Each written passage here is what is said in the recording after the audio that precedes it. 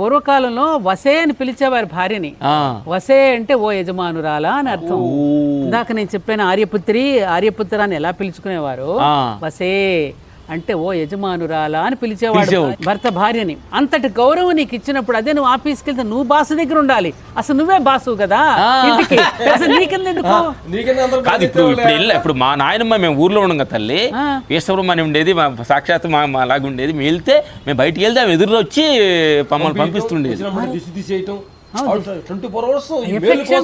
అన్నం కలిపి ముద్దలు పెట్టడం, వెన్నపూస రాయడం, కళ్ళు మూసుకొని వచ్చి మమ్మల్ని పిలిచి చూడటం. అంటే ఆ ప్రకృతిలో నుంచి వాళ్ళు ఎంత చాలానండి. ఏమీ చదువుకోలేదు రామలక్ష్మణ వాళ్ళు. కేవలం పెదబాల శిక్ష, ప్రకృతి నుంచే పాఠాలు నేర్చుకున్నారు. అనూచానంగా అనుసరిస్తూ వస్తున్న సంప్రదాయాలు, సత్సాంప్రదాయాలు ఏవైతే ఉన్నాయో, సత్సాంప్రదాయాలన్నా నేను కొన్ని దుష్ట సాంప్రదాయాలు కూడా అనుసరించారు తెలియక. అది అంటల్లా నేను.